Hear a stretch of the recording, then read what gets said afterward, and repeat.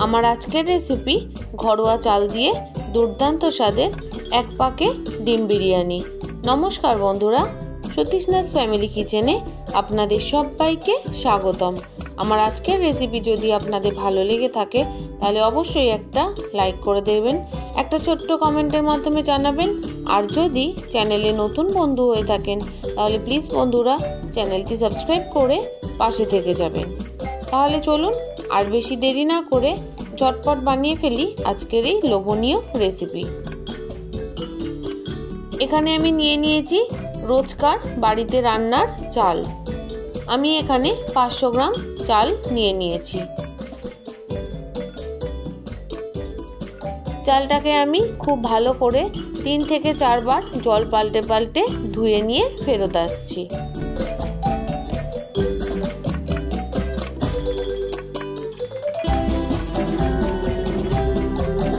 বন্ধুরা, রোজকার রান্নার চাল দিয়ে একবার এইভাবে ডিম বিরিয়ানি বানিয়ে দেখবেন, আশা করি আপনাদের ভীষণ ভালো লাগবে।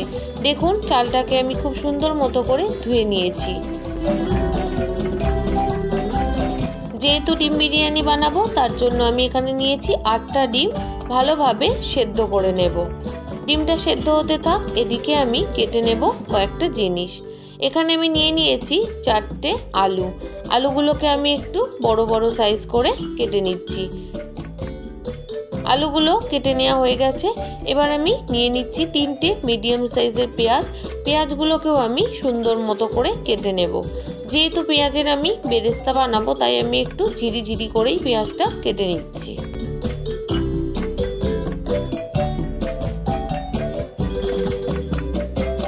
যে সকল বন্ধুরা আজ আমার চ্যানেলে প্রথম এসেছেন তাদের সবাইকে জানাই অনেক অনেক শুভেচ্ছা, অনেক ভালোবাসা। রেসিপিটি যদি ভালো লেগে থাকে তাহলে অবশ্যই কিন্তু সাবস্ক্রাইব করে পাশে থেকে যাবেন। আর একটা কমেন্ট করে জানাতে ভুলবেন না যে রেসিপিটি আপনাদের কেমন লাগলো। দেখুন, পেঁয়াজগুলো কেটে নেওয়া হয়ে গেছে। এবার আমি পেঁয়াজগুলো হাত দিয়ে চেপে চেপে একটু ছাড়িয়ে নিচ্ছি।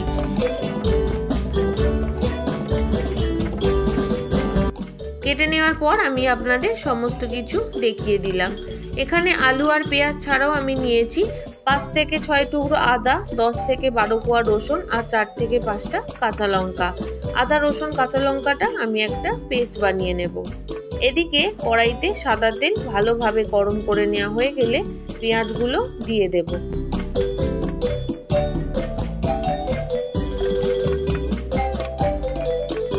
বন্ধুরা, আপনারা তো অনেকেই আপনাদের মতো করে এক পাকে বিরিয়ানি বানিয়েছেন, তবে আমি যেভাবে বানাই সেটাই আমি আপনাদের সাথে শেয়ার করছি।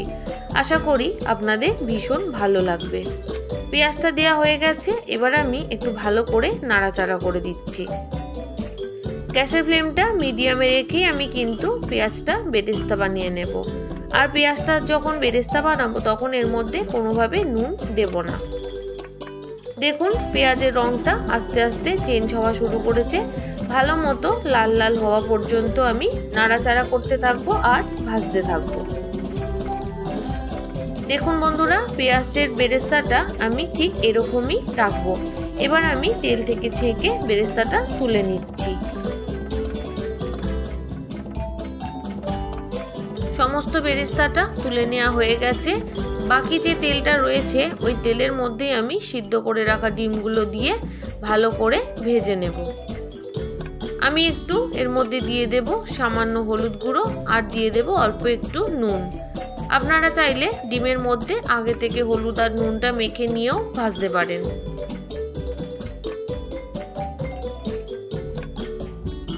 দুই সাইড একটু ভালো করে লাল লাল করে ভেজে নিতে হবে, এতে ডিমটা খেতে কিন্তু ভীষণ ভালো লাগবে।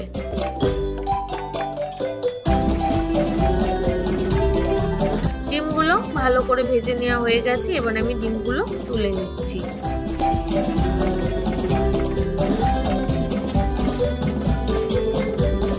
সমস্ত ডিমগুলো তোলা হয়ে গেছে। এবার আমি ওই তেলের মধ্যেই আলুগুলো দিয়ে ভেজে নেব। আলুগুলো আমি একটু নরম করে আর লাল লাল করে ভেজে নেব। আলুগুলো যাতে তাড়াতাড়ি সেদ্ধ হয়ে গিয়ে ভাজাটা হয়ে যায় তার জন্য আমি এখানে আবারও অল্প একটু নুন দিয়ে দিলাম। তারপর ভালো করে নাড়াচাড়া করে দিচ্ছি। এবার 1 মিনিটের মতো জোর আঁচে ভেজে নেওয়ার পর গ্যাসের ফ্লেমটা কমিয়ে দিয়ে ঢাকনা দিয়ে আলুটা ভেজে নেব। বারবার করে কিন্তু আমি আলুটা নাড়াচাড়া করে দিয়েছি আর ঢাকা দিয়ে দিয়ে লাল লাল করে নরম করে ভেজে নিয়েছি।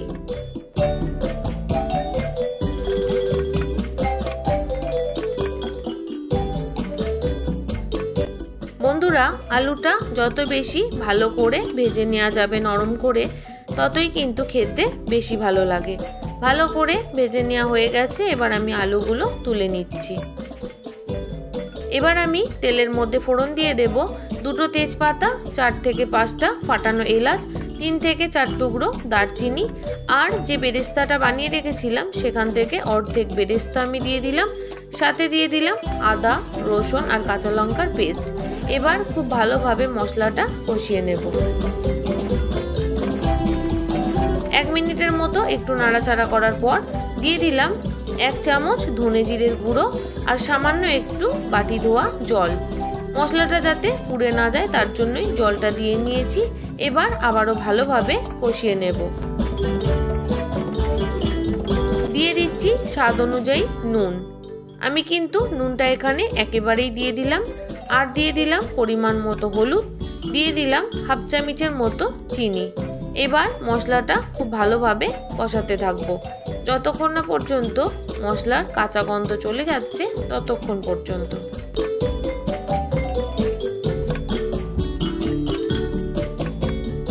বন্ধুরা, আপনারা কারা কারা এইভাবে এক পাকে ডিম বিরিয়ানি বানিয়েছেন ঘরোয়া চাল দিয়ে, অবশ্যই কিন্তু কমেন্ট করে জানাবেন। দেখুন, এদিকে মশলা কষাতে কষাতে কিন্তু কালারটা অনেকটা চেঞ্জ হয়ে গিয়ে তেল ছাড়তে শুরু করেছে। এখানে আমি দিয়ে দিচ্ছি 1 চামচ গোলাপ জল, 1 চামচ কেওড়া জল, আর দিয়ে দিলাম ছোট চামচের 1 চামচ বিরিয়ানির মশলা। এবার আবারও ভালোভাবে মিশিয়ে দেব।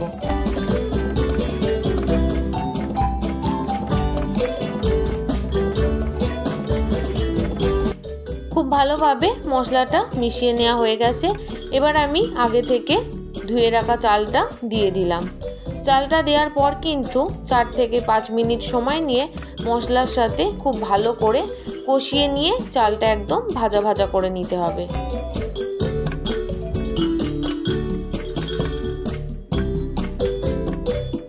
চালটা ঠিকমতো কষানো হলে কিন্তু বিরিয়ানির ভাতটা পুরোপুরি সেদ্ধ হয়ে যাবে, আবার এদিকে ঝরঝরেও হবে।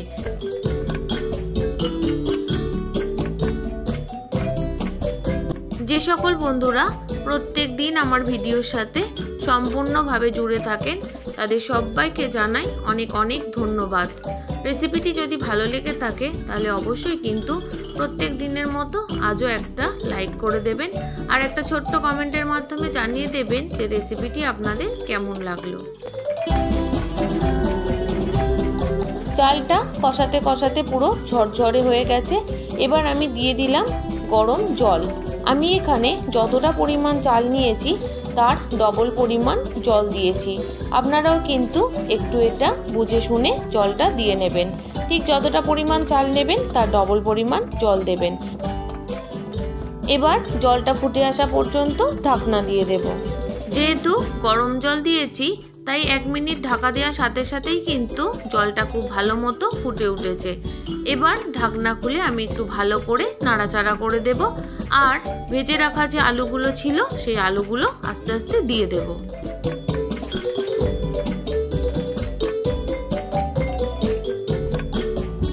সমস্ত আলুগুলো দেয়া হয়ে গেছে।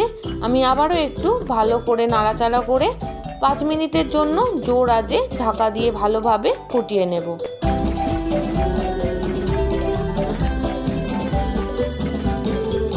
পাঁচ মিনিট পর আমি ঢাকনা খুলে আপনাদের একটু দেখিয়ে দেব যে চালটা কিন্তু অনেকটাই সেদ্ধ হয়ে গেছে। মোটামুটি অর্ধেকের বেশি তো সেদ্ধ হয়ে গেছে। আমি একটু নাড়াচাড়া করে দিলাম। এবার আস্তে আস্তে আমি সাজিয়ে নেব। তার জন্য আমি প্রথমে ভেজে রাখা ডিমগুলো দিয়ে নিচ্ছি। আর হ্যাঁ বন্ধুরা, সাজাতে সাজাতে আমি কিন্তু গ্যাসের ফ্লেমটা কমিয়ে দিয়েছি। ডিমগুলো দেয়া হয়ে গেছে। এবার আমি ওপর থেকে পেঁয়াজের বেরেস্তা দিয়ে দিলাম। দিয়ে দিলাম 1/2 চামচের মতো কেওড়া জল, 1/2 চামচের মতো দিয়ে দেব গোলাপ জল, আর দিয়ে দেব অল্প একটু বিরিয়ানি মশলা ছড়িয়ে। এই যে বিরিয়ানি মশলাটা, এটা কিন্তু দোকানের কেনা মশলা। এবার আমি দিয়ে দিচ্ছি 3 থেকে 4 ড্রপের মতো মিঠা আতর, আর আমি দিয়ে দেব বেশ কিছুটা পরিমাণ দুধের গুঁড়ো। আপনারা কিন্তু দুধের গুঁড়োর বদলে লিকুইড দুধও ব্যবহার করতে পারেন। 2 থেকে 3 চামচের মতো গুঁড়ো দুধ আমি ওপর থেকে ছড়িয়ে দিলাম। এবার আমি দিয়ে দেব 3 চামচের মতো ঘি।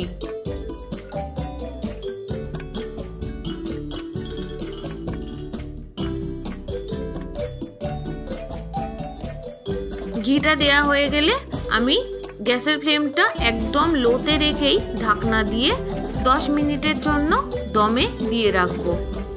10 মিনিট পর ঢাকনা খুলে আমি একটুখানি নাড়াচাড়া করে দেব, যাতে নিচের ভাতগুলো ওপরে আর ওপরের ভাতগুলো নিচে গিয়ে সমস্ত ভাতগুলো সুন্দর মতো সেদ্ধ হয়ে যায়।